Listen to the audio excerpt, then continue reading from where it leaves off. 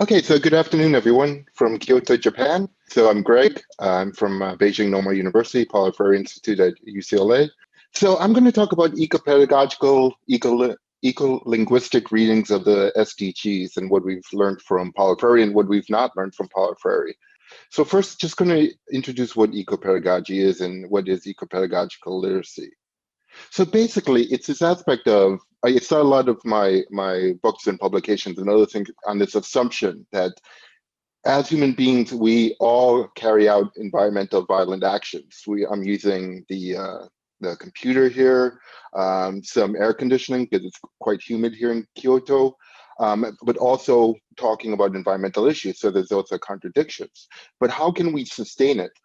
It's this aspect that we have environmental acts of environmental violence because it benefits someone.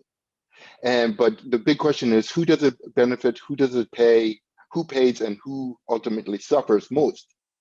For example, in the United States, where do we get our resources and how does aspects of colonialization, neo-coloniality and things like that throughout history, how does that come about with benefiting people, say, in the United States? And populations can be very complicated. And two important notations there. One is that a lot of times the results are not things that we think is going to be the outcome. We might build a dam thinking that it's going to be good, but it has horrible ecological aspects. And also that we have to, this is coming from Michael Apple, that it's a continuum of acts that, you know, me using air conditioning light for this presentation itself is acts of environmental violence. So ecopedagogy is coming from Paulo Freire's popular education movement, dialogue, democratic dialogue, conflict, utopian education. And it's this aspect of what are the connections between environmental violence and social violence? How is that taught? How is that not taught? And importantly, what are the politics of it not being taught? And that it's beyond the world, or the anthropocentric sphere. This aspect that we're one of many species, and one of many species biologically, but also for the rest of the world. And that we're usually the source of imbalance, where everything else goes back to this aspect of adaptation and balance, equilibrium. We're the agents of the imbalance. So how do we define this aspect of sustainability, of balance, and how do we define development? And I use a lot of the uppercase and lowercase lettering of development with a uppercase, meaning dominant ways of development, neoliberal ways of development, things like that. So this was some of my research in Brazil and Argentina and other places with the different aspects of feminism, of globalizations, of critical race theory, and so on and so on. But ecopedagogy is this deep model of environmental pedagogy. It's interdisciplinary, critical, local to global to planetary, problem posing. It's meaning that it's transformative rather than fatalistic, like much of neoliberal education. It's this aspect that we're unfinished beings and that we can constantly transform, but within contextual, socio-contextual context of the local. And also bicentric, meaning the rest of the planet. So it's deepening understandings, bottom-up research. What is the local impact, say, of globalization, neocoloniality on the environment, on people? Sciences and knowledges with a lower case, S and K, this aspect of coming from indigenous, from epistemologies of the South. Citizenship framings, citizenships as plural, which I'll get to in a few minutes. Widened, local to global to planetary perspectives through multiple sciences, knowledges, technologies, citizenships, and things like that. So what is ecopedagogical literacy? It's this aspect of how can we teach this aspect of critically reading the world as part of Earth. And I always take out the Earth because it objectifies Earth, but it's this aspect that Freire talks about, we read the word to read the world. And ecopedagogy is reading the world as part of overall Earth. And Freire did a lot of work on ecopedagogy in his later work. A lot of it, one of his next publications was going to be on ecopedagogy, but unfortunately he passed away. But a lot of those writings came into pedagogy of the indignation. Sorry, it's a bit late. I have to drink some more coffee.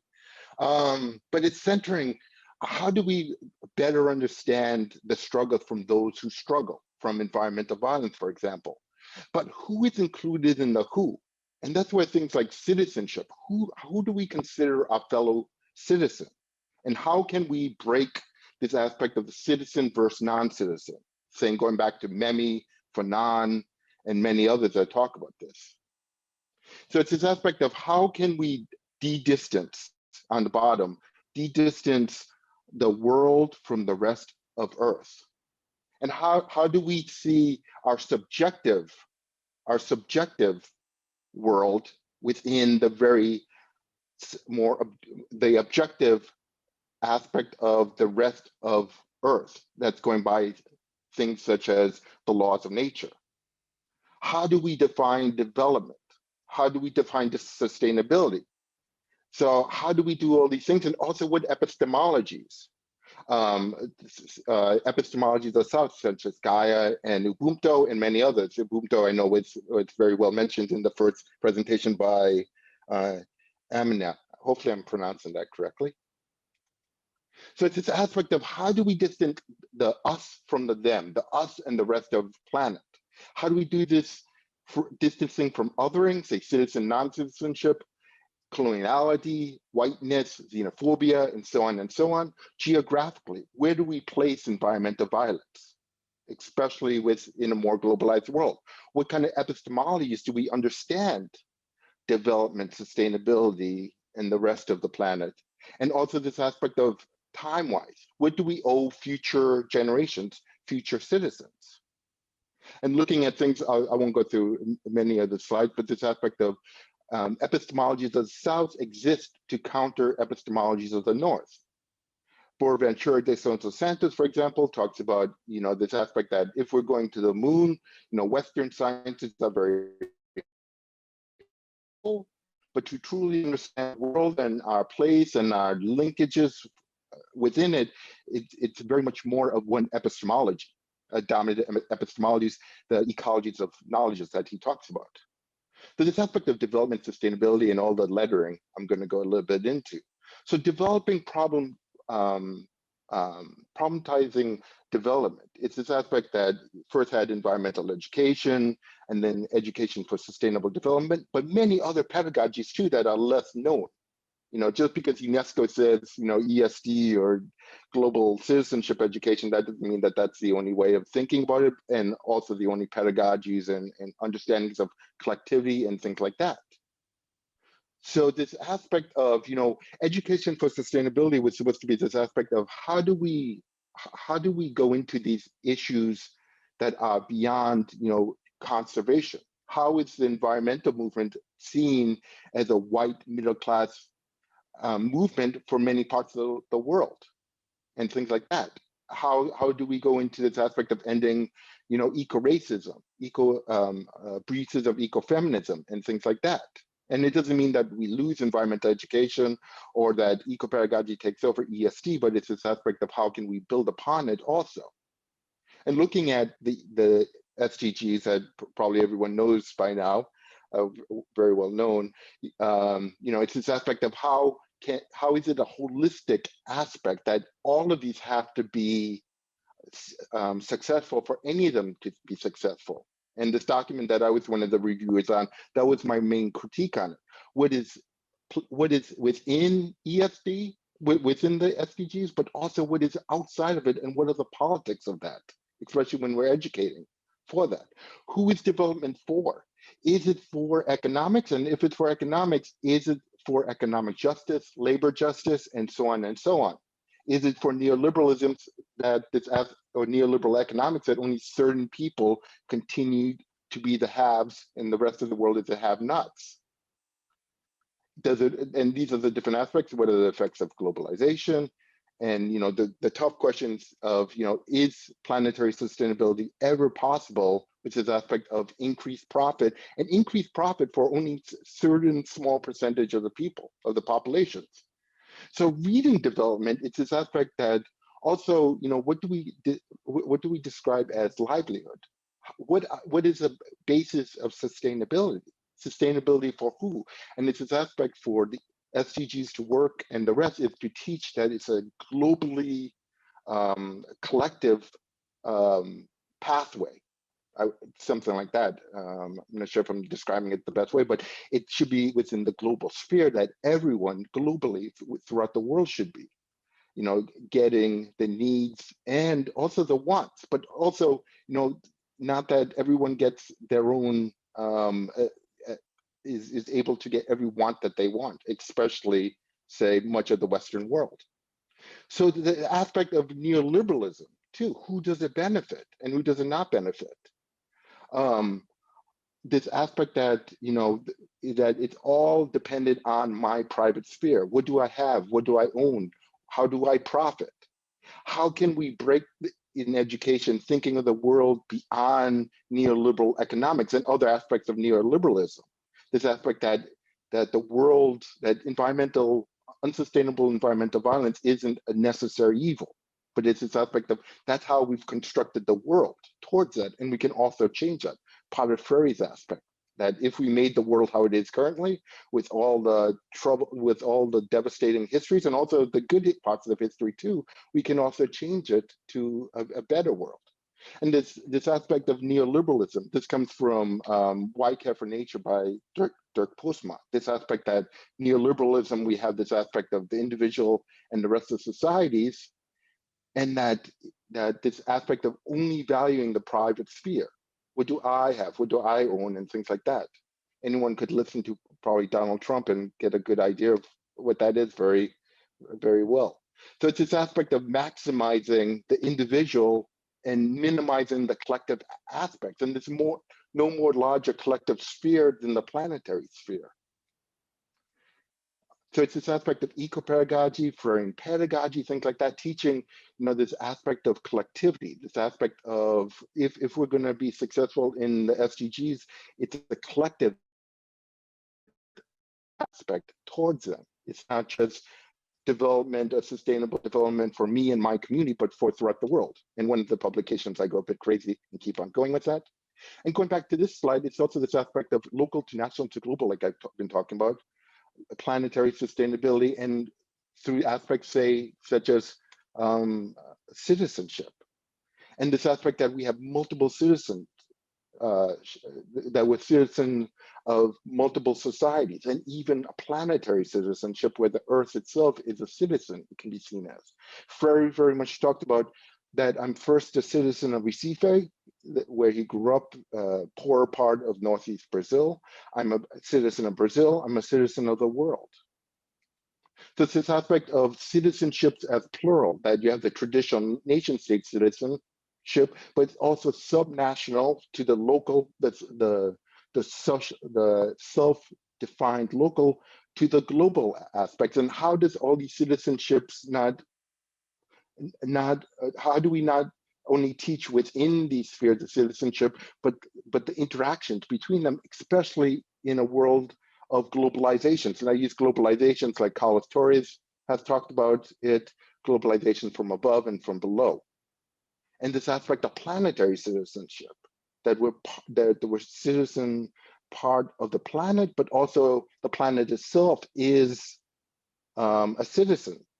Mr. Godoy, who was a student of Paulo Freire and also is the director of the Paulo Freire Institute of Sao Paulo, says, if Earth is a citizen, it's the most voiceless, oppressed citizen.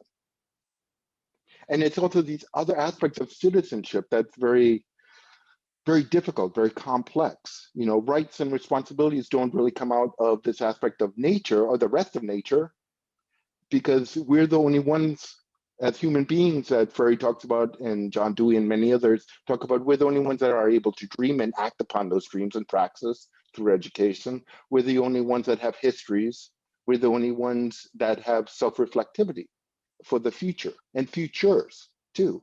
How can we break the cycle that there's only one single future, but more of this aspect of education for futures? So, and also all this comes back to this aspect, same as when we are studying, the critical aspects of globalizations and things like that, it all comes back to the aspect of how does it affect local populations, going back to the Giddens definition of, local communities being affected by things happening many miles away or many kilometers away. That's a very bad paraphrase of that quote, but probably many of you know what that is. Have seen that. So it's this aspect, say Stephen Cleese talks about that. We see education for SDGs as a miracle cure. It's one of many tools. But education not only in formal schooling, but how do we educate through public pedagogy or understand the world through public pedagogy? Can think about increase of post-truthism, where the truths and facts, we no longer have a base of dialogue. And other things is the narrowed of cognitive skills and also the focus inputs of education to better outputs. I won't go into those just because of the timing. So it's this aspect of how can we reinvent environmental pedagogies? How can we invent common sense? Carlos Torres, when we wrote the 5th chapter of Pedagogy of the Press, myself and Carlos Alberto Torres, who was one of the keynote speakers, it's this aspect of how can we teach towards a better world of social environmental justice, and also planetary citizenship. And this is what discussed in many different ways, looking at environmental migration and aspects like that, critically looking at it. But thank you very much. Hopefully I made the 2-minute mark. My main role is a lecturer in primary science education, thank you. And I also facilitate professional development in science education around England, predominantly. So I have the luxury of working with a real range of stakeholders, from trainee teachers to local schools to advisors and consultants and experts in primary science education. And that means I bring a very subject-specific lens to the conversation of this particular conference. So how did my my research or my study begin? And I'm on a little bit of a holy grail, really, because my positionality is that everything should be based on science education, and that comes with jest, but it also comes with a reality, because currently we have 2 really big issues that I'd like to tackle, or that I've been trying to tackle as part of my research. The first one is that within England, primary science education has been weakened as a core subject. So lots of national reports and have identified that actually science education has been devalued in the classroom. And then also we have this issue that is really close to my heart, that education should be central to facilitating change and supporting the UN 2030 agenda of achieving the Sustainable Development Goals. So I wanted to explore how this could be operationalized in the formal curriculum. And so my question started off with that, well, actually, can an understanding of the nature of science and the ability to work scientifically harness in children curiosity, open-mindedness and respect for evidence required to make informed choices and participate in decision-making as global citizens? Now, the nature of science, which is implicit in the curriculum in England, is all about science as a human endeavour, asking questions, using different approaches to answer those questions, knowing that science is ever-changing as a dynamic body of knowledge, and of course science addresses, or has the potential to address some of the questions about the natural and the material world. And also more explicit in our curriculum in England is the importance of working scientifically skills, so observing, questioning, investigating and analysing. So I set out to work with teachers on using global learning as a concept, as a pedagogical approach to primary science education. So what does that look like? So that involves making sure that in every lesson there is an element of critical and creative thinking. So for example, starting with those big questions that children can actually personalise and think about from their own perspectives, such as what would happen if there was no plastic? Is plastic useful? What are the properties of the material? Are any of the materials that can do these things? Looking at self-awareness and open-mindedness, and in fact, in England, the curriculum in science stems from this understanding of similarities and differences. That's how we can gain an understanding and start to sort and to identify. So actually helping children to use their science to embrace diversity, which underpins the importance of difference. And then, of course, beginning to develop an understanding of those global issues and using the Sustainable Development Goals as a framework to ensure that we don't forget some aspects of those global issues. And then finally, having an optimism and action for the future. So actually using purposeful scientific inquiry so that children can actually make decisions and choices about themselves and what they do in their day-to-day lives, but also how they can act and support change in the future. So my research, because of my luxury in my role as a lecturer and as a facilitator of CPD, I wanted to look at every level. So looking at the macro level, the policy, the science curriculum, but also the Sustainable Development Goals, looking at a meso level, so looking at how professional development is undertaken and supported through a global learning lens, and also from a micro level, looking at beliefs about primary science education and perhaps how we can support teachers as agents of change. So I'm not going to go through my methodology, but I did use a bit of a mixed methods methodology when I was researching, because I wanted to use the tools that would help me to solve the problems. And so I wanted to find out initial views about primary science education and global learning, but I also wanted to explore the constraints, the challenges and the opportunities. And I'm not going to again go through all of my findings, because I want to move on to the paradigms and the shifts that we need, that I think that we need to make. But essentially, what was really good about my findings was that every stakeholder, from advisors to senior leaders in schools to heads of science to teachers to pre-service teachers, is that they were all positive about global learning as an approach to primary science education. That said, there was a disconnect between their beliefs and their actions. And of course, that was a result of many of the constraints in which we work. And I'm sure that that's the same within other countries too, but especially right now in England. So I used Biesta's ecological model of teacher agency to consider how I, as a teacher educator, could support teachers to become agents of change to make their vision a reality. So of course, we all see science as this body of knowledge that we need to study hard to learn. But I wanted to change that. So going from the habits of science to the vision, I wanted to consider what we could do within the constraints, the everyday constraints, to actually change their ability to ensure that science education is fit for purpose. And that stemmed from the culture of our institution as a university, but also their institutions in schools, from a structural point of view. So actually looking at the expectations of every single science lesson differently. And then of course materials, so looking at the resources that can be used to support a global learning approach to primary science education. So I wanted to reconnect the purpose to the practice, or the intention to the implementation, which are the buzzwords in England right now. So I don't know what my timings are, but for me, I wanted to take this. You have 4 minutes. Oh, thank you. So for me, I wanted to take this at a really personal level.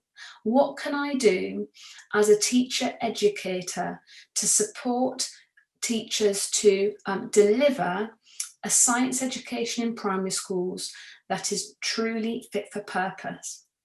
And the biggest word that came to head was the word of coherence. So within my professional development, I wanted to do 4 things. The first thing was to help teachers and trainee teachers re-evaluate the purpose of science education. From a science education which perhaps is about the foundations of further science learning and science-based careers, to science which empowers children to make informed choices in their lives and to participate in decision-making about issues that affect them individually and as global citizens. I wanted to think about teacher responsibility. So as I was saying early when we were introducing ourselves as a teacher educator, we are guided by a set of teacher standards. And one of those teacher standards is to support teachers to keep their knowledge up to date and their skills up to date. But I think that that needs to be evolved. So actually, teachers' responsibility needs to ensure that they are reflexive, critical, and responsive and informed global citizens themselves, promoting Sustainable Development Goal 4.7. I wanted to think about this in my role to support teachers with their pedagogical content knowledge. So scientific inquiry at the moment is more about developing science knowledge through inquiry, which of course is what inquiry-based learning is. And I believe that we can change that from a practitioner level to science inquiry as part of a transformational approach to decision-making and action. So if you're learning about plants, well, how does that affect me? How can I grow more plants in my back garden? And then finally, we need to consider how we assess children in science, going from age-related expectations of science to actually expectations not just about science knowledge and skills, but the global skills, which is what Doug Byrne talked about in terms of connecting, open-mindedness, self-reflection, criticality, confidence in the beliefs, that interdependence, which will enable children to actually apply those science knowledge and skills. So those are my paradigm shifts that I'm going to use as my holy grail to change and hopefully to raise the platform of primary science in England. So hopefully this provides a way of thinking, perhaps not just for my subject area that I'm passionate about, but for other disciplines as well. Thank you. So I'm very happy to have this opportunity to make a quick presentation. The question that we pose in this presentation: are there distinctive conceptions of global citizenship? Are they discernible in Asian education systems? I guess the quick answer is to say perhaps. This is very much a work in progress, and I'm delighted to be able to work with a series of graduate students here at the University at Albany SUNY. Several of them are online here. They include Yu Chuan Gong, Kana Takahashi, Kem Sadai, and Sri Lakshmi Subaswamy. And we have two colleagues who have been working with us at the Asia Pacific Center of Education for International Understanding, known as EPSAU. Without their support, this wouldn't have been possible. This presentation is a continuation of a working paper that we've completed last month. And if you're interested to see a little bit the work that we've done in this area, you can download the presentation, download the paper, which is noted here at the bottom of the slide.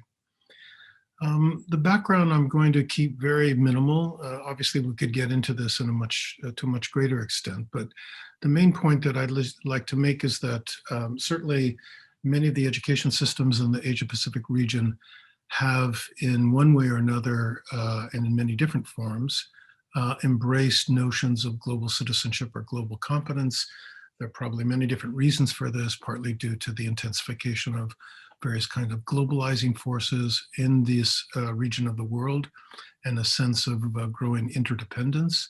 Certainly the various international initiatives that have been established in the last decade have had a pretty significant impact in many of the countries in the Asia Pacific, in particular the adoption of the Sustainable Development Goal Target 4.7, which I'll mention in just a moment. And one could also say that part of the interest in global citizenship competence or notions of competency is that some of the Asia-Pacific education systems are shifting in spurts and more continuously from a more academic subject-based curriculum to something that looks at, that tries to foster various kinds of competencies among young people, which are variously known as transversal or 21st century skills, many of which are related to global citizenship. In addition, and not surprisingly, there's a growing literature that particularly focuses on issues around citizenship education, global citizenship education here in the Asia and Pacific region. I've just listed a small number, but it's clear that this has kind of caught the interest of many different scholars, both in the region and elsewhere, and this is coming to fruition in many different publications. Now, the project that my colleagues and I have been tasked to conduct is basically a feasibility study of whether or not it's possible to measure and monitor global citizenship competencies among students in the Asia-Pacific region. And this is part, as I mentioned earlier, of many of the countries in this region, their commitment to Target 4.7, that I'm sure is well known to most of the colleagues here, that talks about the importance of ensuring that all learners, including not only students, but also youth and out-of-school people, would acquire knowledge and skills needed to promote sustainable development, including, among other things, through global citizenship. Now, I just want to bring to your attention that also part of the rationale for the project from the EPSAU standpoint is that one of the indicators, not necessarily the global indicator for 4.7, but one of the thematic indicators of Target 4.7 talks about the percentage of students by age group or education level that show an adequate understanding of issues related to global citizenship and sustainability. And so this is also one of the ways in which this UNESCO Institute is trying to contribute and support country efforts in developing various kinds of measurement and monitoring instruments. There are many different definitions, some of them stemming from international organizations. The most recent one is the Southeast Asia assessment that took place a couple of years ago. The report came out in December. There are many different kinds of conceptual definitions here. I'm not going to go into them in great detail. We did a little bit of that work in the working paper that I mentioned at the start of my presentation.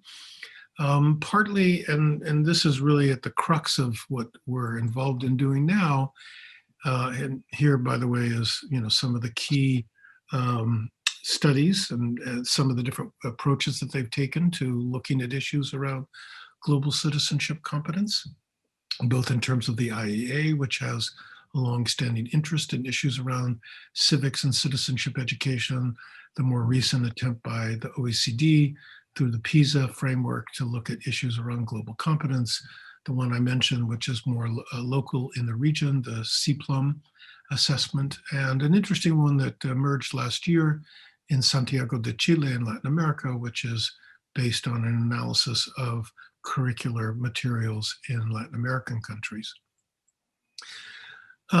I think that the motivation behind this project, and certainly behind the question that this presentation poses, is the argument that would say that many of the efforts, both conceptual and empirical, that have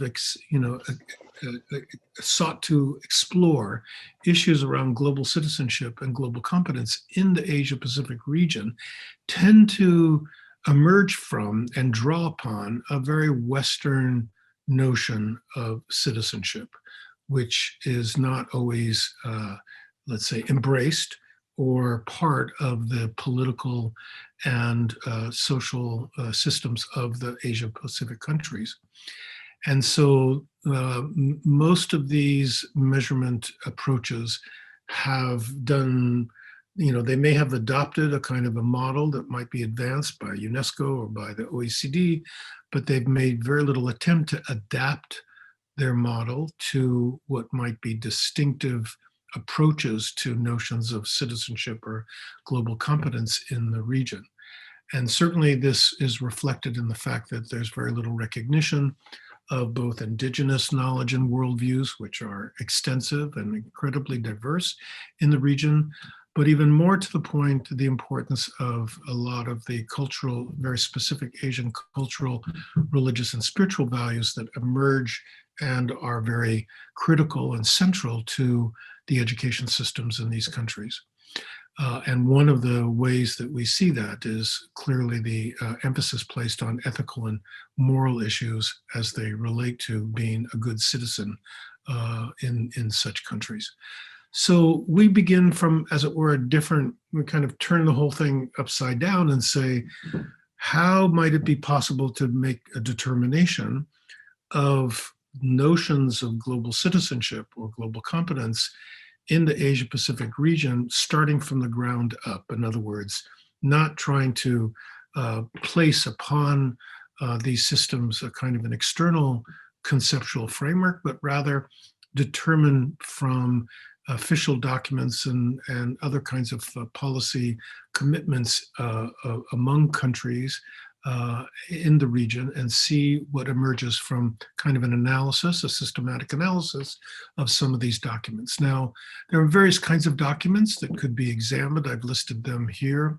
Things to do with official policies and laws, the intended curriculum, the implemented curriculum, and actually some issues around learning assessments. In this particular study, we focused on national curricular frameworks and subject-specific syllabi.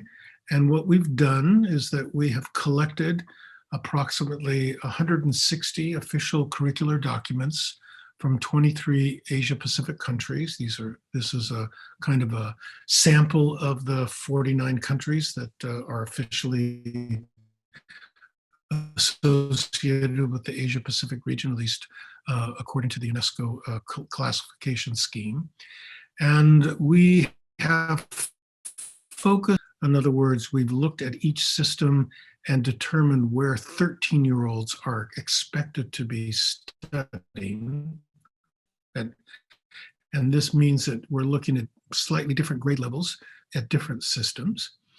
And then of this 160 documents, about 21 of them are national curricular framework documents that provide a kind of an overview and a series of learning objectives and other very critical aspects of the official intended curriculum.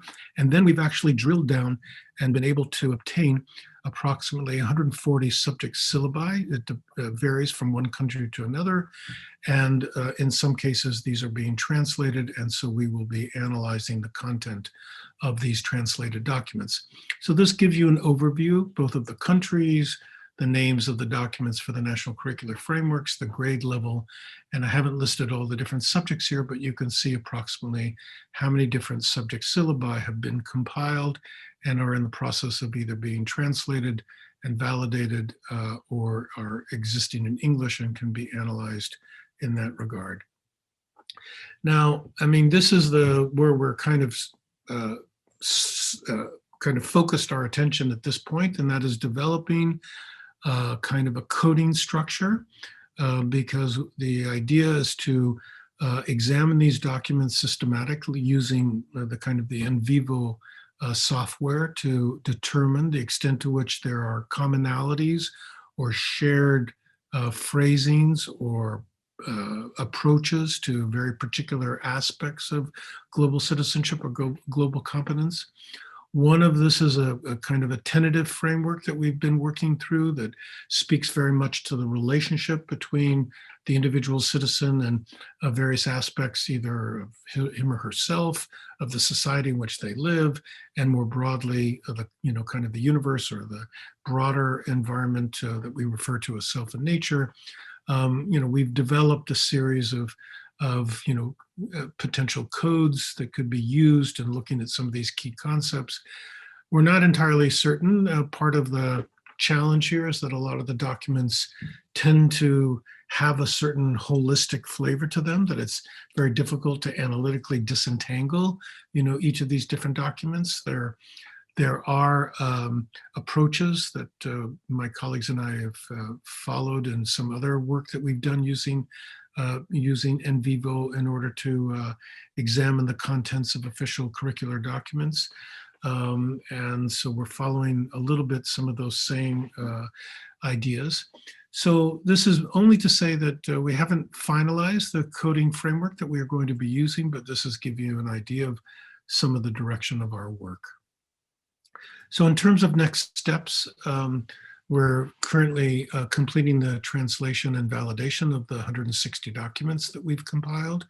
We're hoping to revise and finalize this coding structure, potentially based on an extensive list of keywords that will be used then to examine commonalities and shared concerns across these very diverse education systems at that particular kind of age level.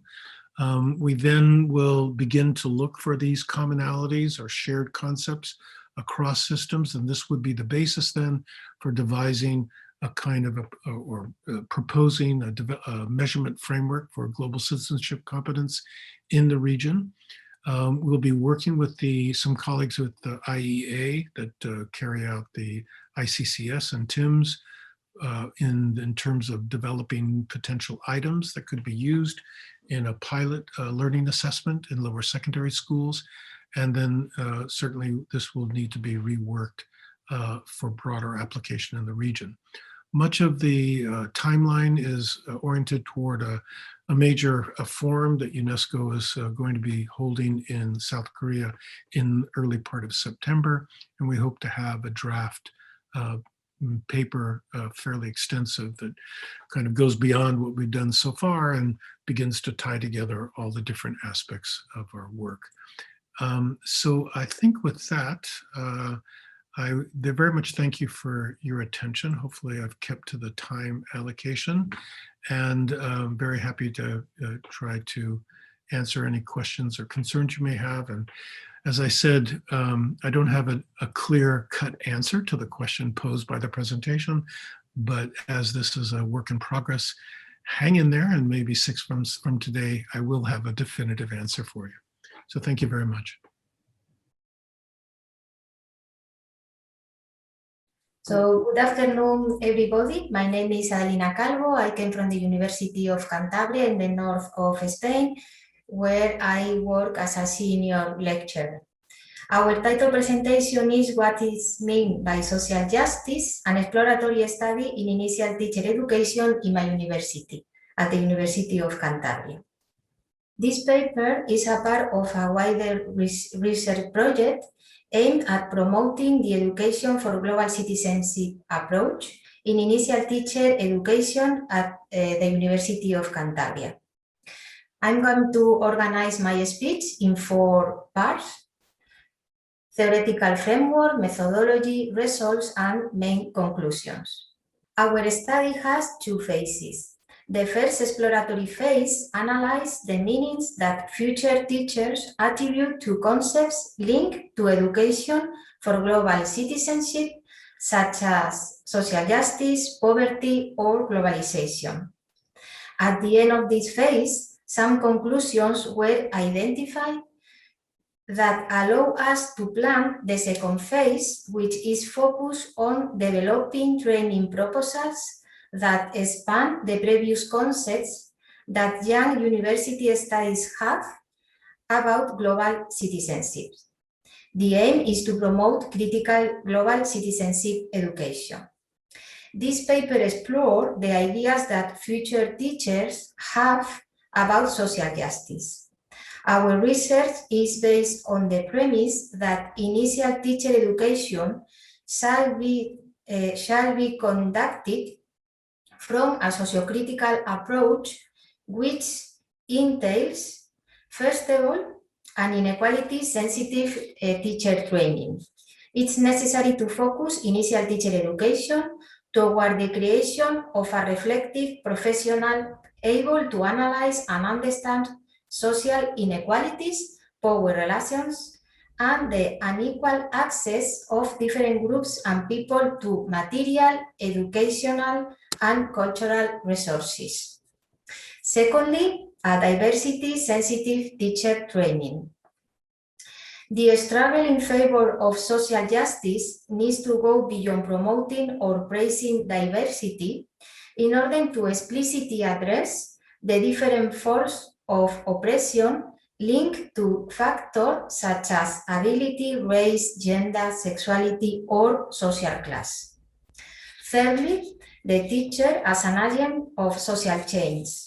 From the vision of education as an ethical and political task, teachers are professionals who work with culture and combine the critical vision of reality with an impulse for change. This converts them into activists in their schools and communities. And finally, the multidimensionality of the concept of social justice. Teacher training must provide future teachers with a complex vision of social justice from its triple dimensions. First of all, dimension of redistribution, economical justice. Secondly, recognition, cultural justice. And thirdly, participation, social justice. Our research has been conceived from a qualitative transformative approach. Its aim is not only to explore the preconception of future teachers about issues such as social justice, but also develop these preconceptions in order to implement educational changes in their initial education. The data collection technique was an online questionnaire with open-ended questions.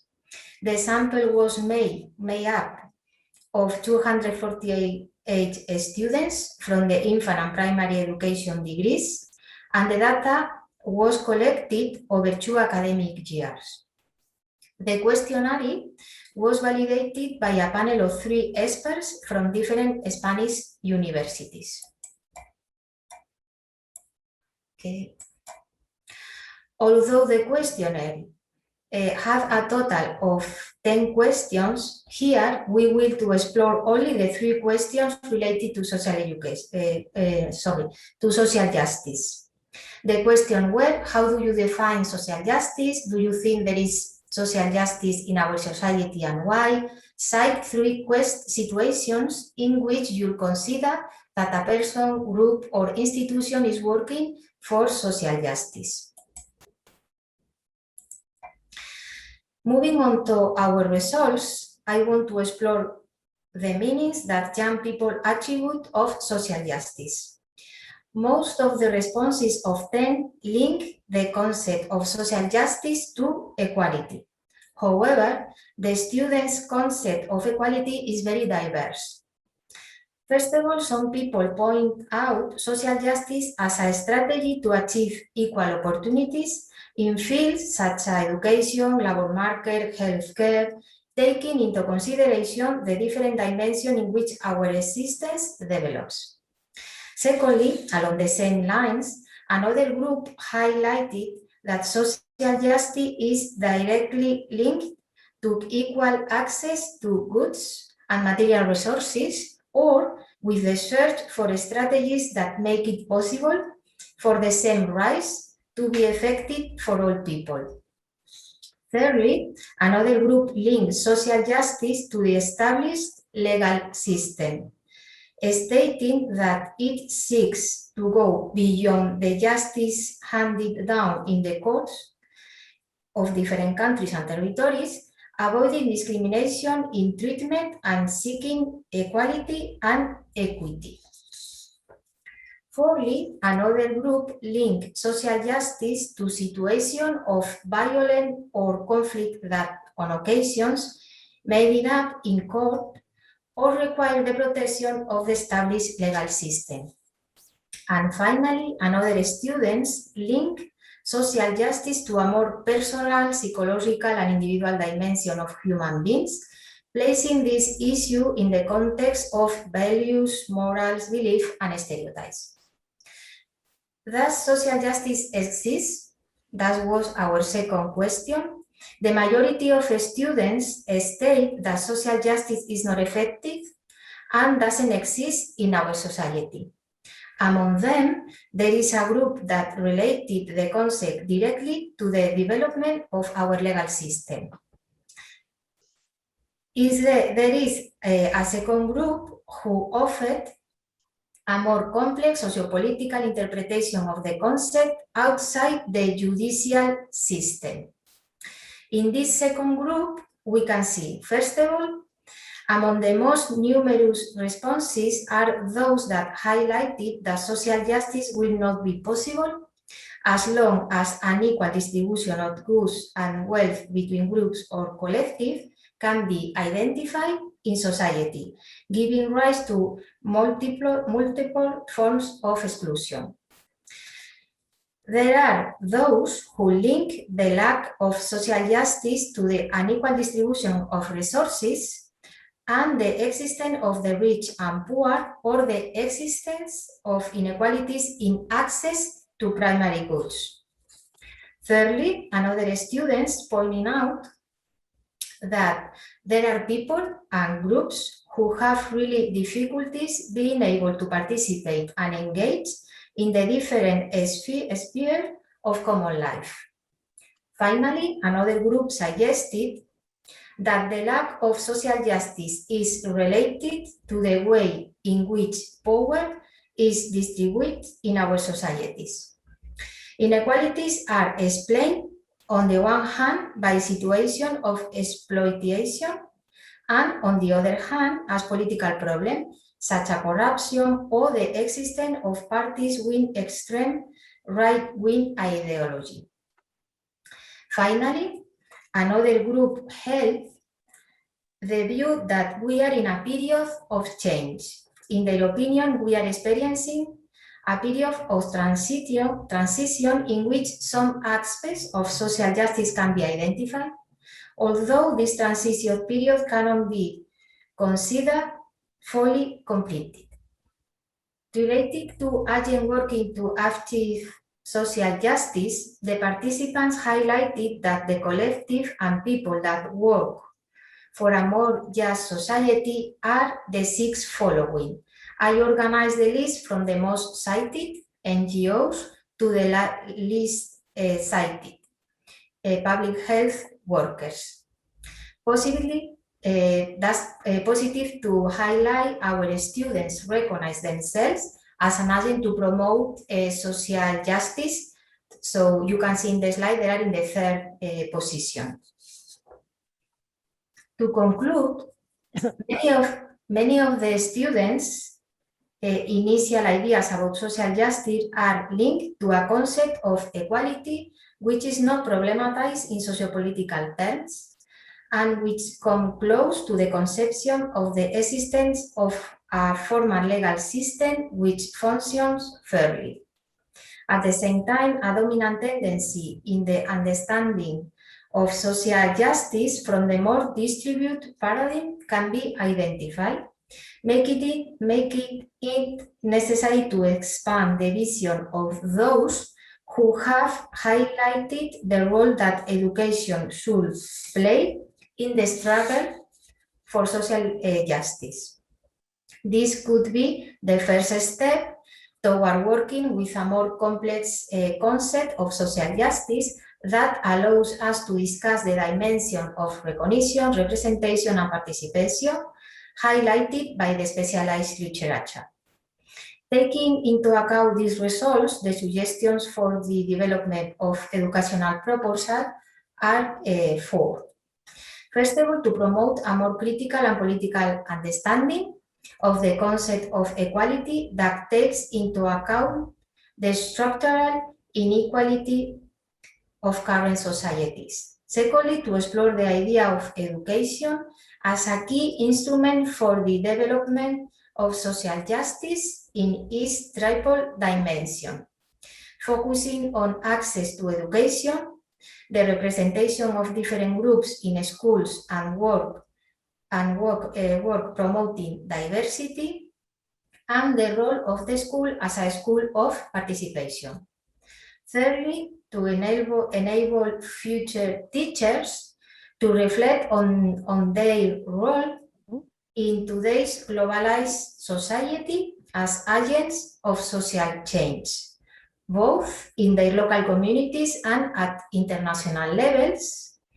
And finally, to create spaces for collaborative work between the university, initial teacher training, the school, in-service training, activist group, and NGOs, with the aim of reaching a level of reflection situated in the local global context and achieving real change in the immediate context or environment. And that's all for me. Thank you very much. Hello, everyone. My name is Stephanie Kukita, and I'm currently a lecturer at Soka University in Tokyo, Japan. And thank you very much for this opportunity to share my research today. What I will be sharing today was actually a part of my study that I conducted for my doctoral research at UCL. So first, I would like to briefly give you some background as to why I decided to look into young people's life experiences for my study. First, much of the literature around global citizenship education, GCE, has been conceptual as to what global citizenship should entail, or has focused on assessing, for example, the knowledge, skills, and attitudes associated with what key stakeholders defined as qualities pertaining to global citizenship. But as Bourne and Brown note here, there's little focus on research about the processes of learning and engagement from young people's perspectives, since most of the research has been written on what it should mean for young people to engage with global issues. So I felt the importance of focusing my study to further examine young people's perspectives on their processes of learning and engagement to better understand how we can implement GCE. So in order to look into this, Yuri Bronfenbrenner's bioecological model became a base framework and has influenced the direction in which I examine young people's perspectives and also engagement with the world.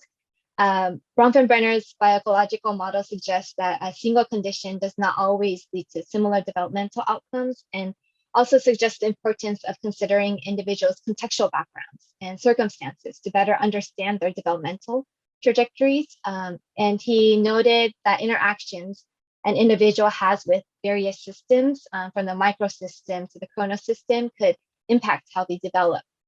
So for example, the microsystem is most direct and immediate environment of influence for an individual, whereas the macrosystem is a system that indirectly influences one's ideological and cultural perceptions. And for example, the chronosystem includes the influences of time. And Bronfenbrenner referred to the interactions an individual has with others as proximal processes, and the degree to which the interactions have an impact on individuals' development is said to depend on the disposition, resources, and demand of the person, and then also the context in which the interaction actually occurs, and then the time in which the interaction occurs. So these are the properties of the bioecological model, and are referred to as the process, person, context, time PPCT model. And so for the study, I tried to identify how young people's life experiences or interactions based on this PPCT model could influence their engagement with local and global issues. So what do I mean by engagement? Defining what engagement is really largely contested area, but for my study, I defined it to broadly include UNESCO's 3 conceptual dimensions of global citizenship. That includes cognitive, social, emotional, and behavioral. And the purpose of my study was not to really define what each of these should encompass, but rather use these dimensions more broadly as a way to look into how young people engage, and engage not only through like commonly observed ways of engagement, for example, participating in civic activities, but to also look at how they view the world as part of engagement. And so for my study, I referred to the cognitive dimension more broadly to include like the knowledge one has regarding local and global issues. And I referred to the social emotional dimension to include the values and attitudes one has regarding their local and global community. And I referred to the behavioral dimension to include actions one takes within their local and our global community. And so the portion of the study that I will be sharing with you today, I focused on examining the following question. What are some of the PPCT elements that influence one's social, emotional, cognitive, and or behavioral engagement with issues happening at the local, national, and global spheres? So the study was conducted in 2 phases. Phase 1 consisted of one-on-one interviews with 22 students from 2 private high schools in Tokyo and 2 public high schools in adjacent prefectures. The interviews were conducted between August and 2014 and February 2015.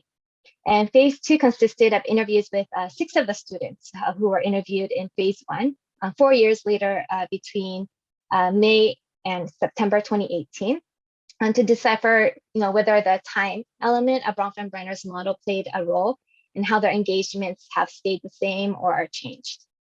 And interviews in phase 1 were more structured and mainly asked about their interest in societal issues and participation in volunteer activities, while interviews in phase 2 were less structured, and I had students provide updates on what they were engaged in and reflect on how they may have changed since they were last interviewed. So due to the limited time of this presentation, I will focus on providing you with the findings from the interviews with the 6 students who were interviewed in phase 1 and phase 2. And I'll be using pseudonyms to refer to my interviewees. So first, I would like to share Shota and Takumi's story. So Shota and Takumi were students from the same private high school, and they were both actively engaged in various volunteer activities when interviewed in phase 1 and phase 2. And during phase 2, they were both taking part in building a library for an orphanage in Cambodia. But what was interesting from their interviews in phase 2 was that although they were both engaged in the same activity, the root of their inspiration to participate was different. So for Shota, his involvement in Cambodia stemmed from his interest in resolving global poverty issues that were inspired by his English teacher back in high school. And in the interview, Shota shared, "I learned a lot from that class and was influenced a lot from it. And above all, the teacher had an understanding about poverty issues. And we learned a lot about it using English. And I became really interested in poverty issues." And that led him and his peers, including Takumi here, to establish a student organization right before they entered college. And it was when Shota and Takumi visited Cambodia during their first year in college. They met a teacher at an orphanage around their age, and who then inspired them to take part in building a library for the orphanage. So meanwhile, Takumi noted in the interview how his interest in poverty issues were inspired from his own experiences of encountering financial difficulties. And in the interview, Takumi mentioned about the conversation with the teacher at the orphanage, and he happened to see the teacher reading one of his favorite books. So he asked the teacher if he reads a lot of books, but the teacher responded that he didn't have the opportunity to read books when he was young due to financial issues. And the teacher told Takumi that he wants his students to be able to read and wants an environment that will allow them to do so. So regarding this conversation, Takumi shared as follows. "I was deeply impressed with his words, especially since I also did not have the money or such a system to receive scholarship did not exist. I would not have been able to receive an education. I think education is something that can be open for everyone, and how that person had the fervor to provide education for those in poverty, I just felt the same way. We were like, let's do something together." And so in the cases of Shota and Takumi, although they ended up engaging in the same activity, the factors that have encouraged them to participate in the activity were different. So next, I would like to share Ryota's story. Similar to Shota and Takumi, Ryota had been involved in various volunteer activities when he was interviewed in both phase 1 and phase 2. But what was interesting was that in comparing Ryota with Shota and Takumi's interviews, although all 3 students expressed how they were taking part in activities because they wanted to help others, Ryota more frequently commented how volunteer activities were a means for him to gain various experiences. And especially when interviewed as a college student, he stressed how he did not get into the school he desired. And in order to compensate for that, he had been trying to gain as much experience as possible through different means, including participating in volunteer activities. So Ryota's story here, in comparison with Shota and Takumi's story, shows how young people could have different motives for their participation in various activities. So next, I would like to share Kazuki and Daichi's stories. At the time of the first interview in phase 1, Kazuki and Daichi had leadership roles in their school's student government, and both of them shared how they participated in a variety of volunteer events as part of their student government activities. But interestingly, both of them, when interviewed 4 years later in phase 2, indicated that they were not involved in volunteer activities. And Kazuki became a firefighter after he graduated from high school, and Daichi got into his desired university and was a second-year college student in the faculty of pharmacy. Although both noted that they were no longer engaged in volunteer activities, the reasons for their disengagements were different. For example, Kazuki commented how he has been busy with work, that he has not been able to participate in volunteer activities. While Daichi joined a social exchange club at his university, and when I asked him if he was involved in any type of volunteer activities, Daichi responded, well, after getting into college, there were clubs that did volunteer activities, but rather than those, well, since I've experienced that in high school, I wanted to do as I please and do something fun. And so, although it's difficult to kind of decipher from the interview what caused this change, for Daichi, this I think demonstrates how perceptions towards engagement could change over time. And also both interviews with Kazuki and Daichi indicate how the frequency of participation in volunteer activities at one point in time cannot necessarily be an indicator of one's level of participation in another point in time. And finally, I would like to share Misaki's story. Unlike the other students interviewed, Misaki in both phases indicated that due to her busy schedule, she had not been participating in any volunteer activities. She mentioned how the distance she needs to travel to volunteer and the time it consumes her to participate in activities have hindered her involvement. Nevertheless, Misaki's story is also important to highlight because although she may not necessarily be involved in what would typically be categorized as volunteer activities, Misaki reflected how her perceptions have changed since high school, and especially through having the opportunity to study abroad as part of her university program. She shared the following. I think I have changed since high school.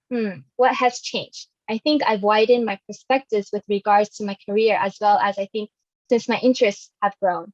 I also think because I have been experiencing many things, when I was a high school student, I wasn't able to take action, although there are still many things that I cannot act upon. But in high school, I had many friends who were proactive and studied abroad or visited overseas for a week during summer break. But I wanted to, but could not make that happen.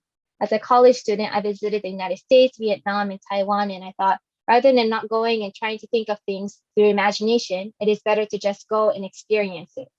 That way, I think one's perspectives can change and become wider. And so, although her visits were not for the purposes of engaging in volunteer activities, her visits allowed her to widen her perspectives and views about the world. So to summarize, some of the key themes found from the interviews were as follows. First, Shota and Takumi's stories showed how there could be varying reasons for or life experiences that encourage young people to participate in activities. And Ryota's story showed how young people could have different motives in their engagement. And Kazuki and Daichi's story illustrated how there could be changes in the level of engagement over time. And lastly, Misaki's story indicated how perceptional views of the world could change over time. And so to conclude, the findings from this portion of the study showed that young people could engage in various activities in personalized and dynamic ways. Personalized in that their views and ways of engagement are shaped by their life journeys. That is how they perceive the world, their interest in societal issues, and their desires to participate in civic activities could be different depending on their life experiences. And their views and engagement are dynamic in that it could change depending on the context they're placed in and their circumstances over time. And so what I think is what is assumed as best practices as GCE may not be equally effective for all learners. And therefore, I think it's important to consider not only general cultural context, but also individual learner context when implementing GCE. So thank you very much for listening.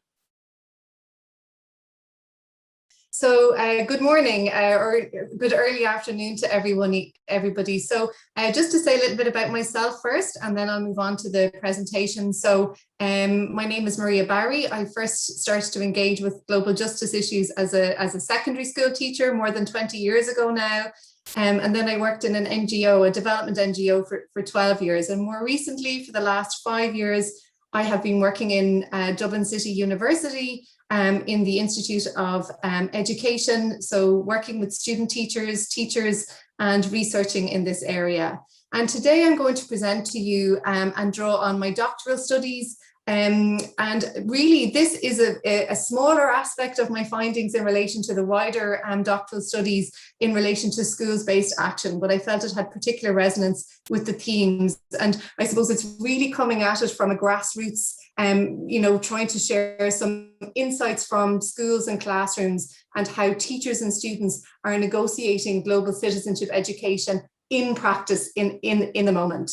So first, maybe just to acknowledge briefly the relationship between global citizenship education and action. So we see it appearing across I suppose, theory, practice, and policy, despite the contradictions, the many conceptualizations. Oftentimes we see these four kind of pillars represented as aspects of global citizenship education, and one of those is action.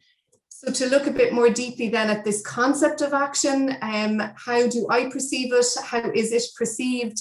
I suppose I would see it as the practice of citizenship. So Loing Biesta, or even drawing on Freire praxis, that idea of reflective action and reflective practice, and thinking about action within that context. However, we know from previous studies, particularly within formal education contexts, that kind of dominant forms of action in school tend to be obedient, paternalistic, and individual in their nature. And then when we come to think about action in relation to young people, again, it is problematic. And again, one of the areas that has been called out as particularly problematic is this idea of the level of responsibility and the connection then to young people and what it implies in relation to young people's citizenship and interaction and engagement with the world. So as much as global citizenship education is contradictory and problematic, so too is the concept of action within that. So moving on then to build a picture of, I suppose, what data am I drawing on? What am I leaning on to provide this insight from how teachers and students are negotiating global citizenship education and action in their classrooms? So I'm drawing on one setting that was included in my wider study. So it was a class and a course called Engage that was led by a teacher called Miss Morton, and she had 27-ish students. I'll come back to the ish in a minute, aged between the ages of 17 and 18. So at the higher end of second level education in Ireland. It was a course that was given a timetable slot, which is very significant and unusual at that level in secondary school education. And it was allocated one 40-minute session a week for the year. And it was a timetabled option for students. So students had a choice whether or not to select into this course. So again, very significant and important within the context of this wider study. And also in the program and the course was part of a wider national initiative that was focused on supporting and encouraging student engagement at school and local level. So what were Miss Morton and the students up to? So in the lessons that I observed, so a lot of the data draws on classroom observations, and then focus groups with the students and an interview with the teachers. So the course was very much focused on promoting the sustainable development goals within school and community action. And so a lot of the lessons that I observed were very practical in nature. They had a strong focus on doing, on getting tasks agreed and completed. And then if we look at the list of tasks or that the students and the actions were involved in, they're very common. I'm sure we kind of can very quickly conjure up a notion of what an awareness raising event might have looked like in the school, a school assembly, and the students talked about writing a rap to reach the younger students in their school. But I suppose what stood out as a bit of an outlier and quite unique within this context and within the wider study indeed, was that one of the actions that the students were involved in organising and delivering was what they called a CPD session with their teachers.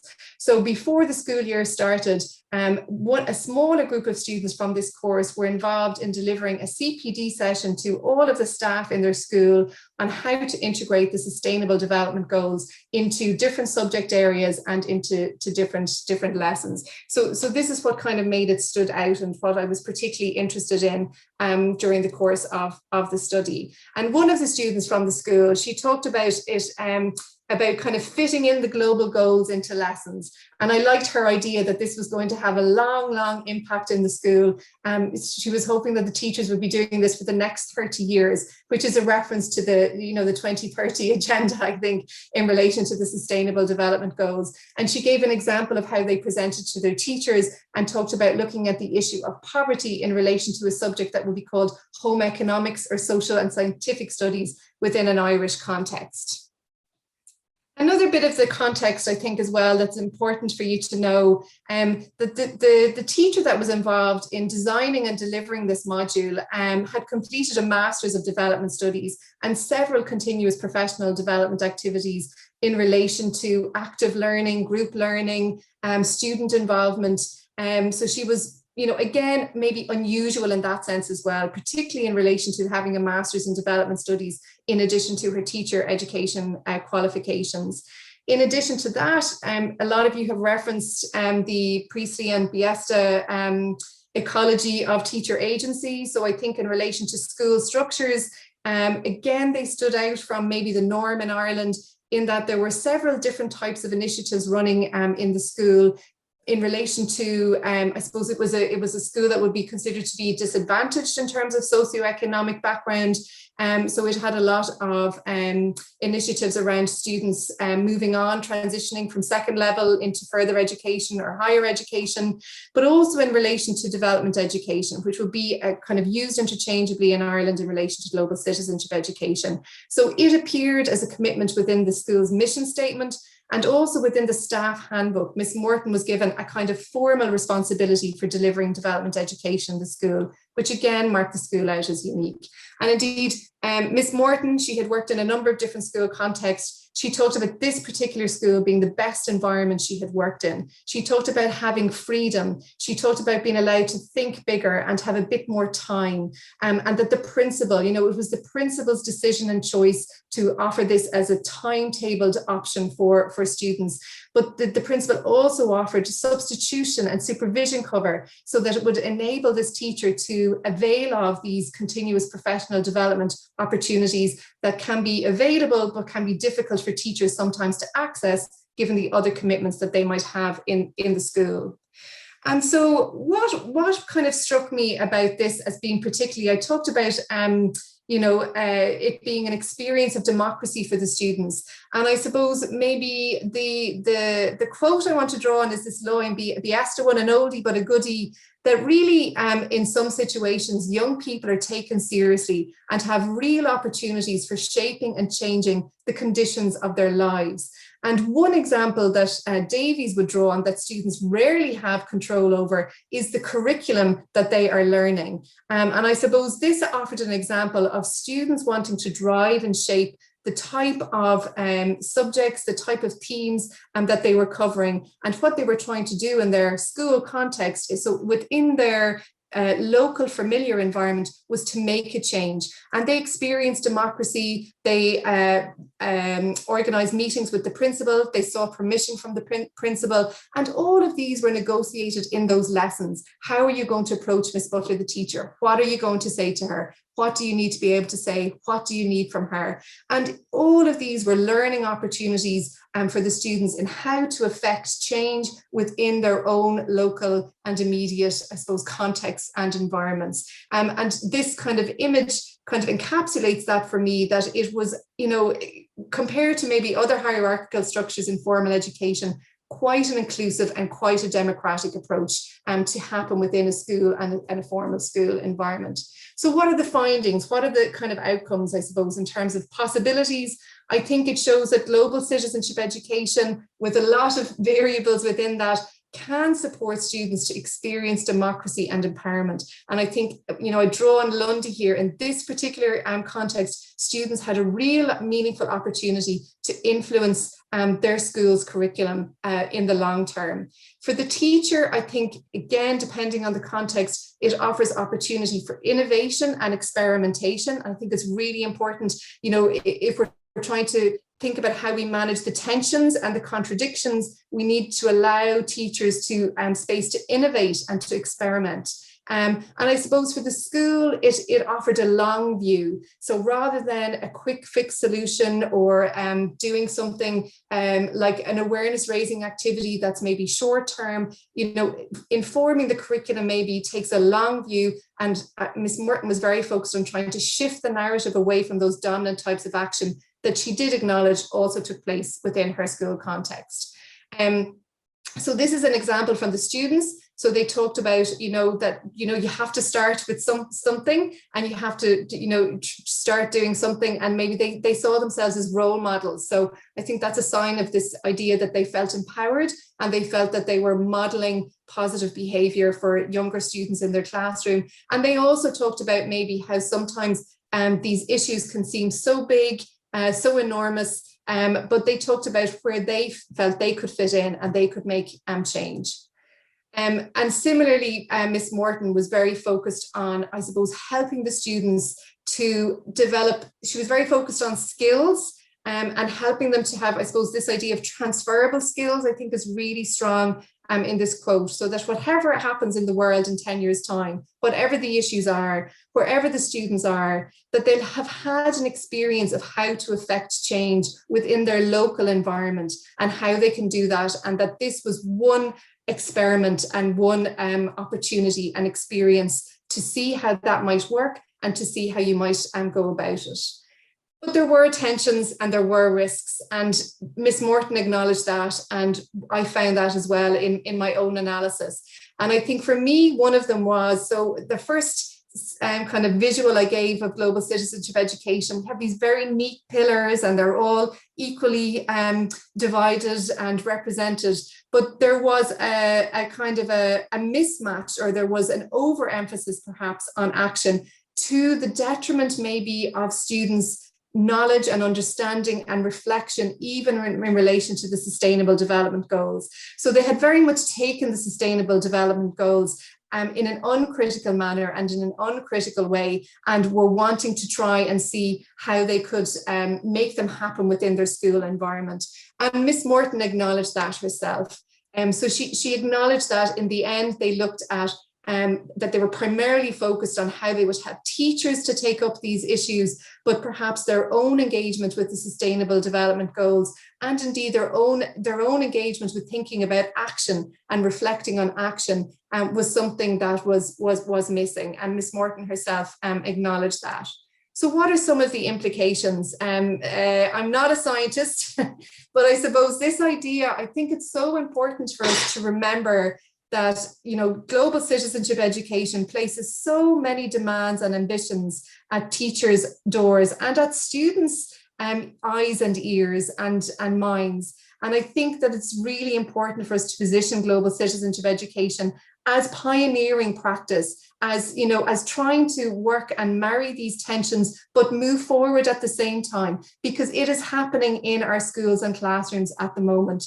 And I think that space for experimentation is important. And as a result, I think, and the literature will say this, I think teachers need ongoing support. So even experienced teachers like Miss Morton need critical and reflective spaces and ongoing support, and that idea, I think, of community of practice that Amy talked about in her presentation.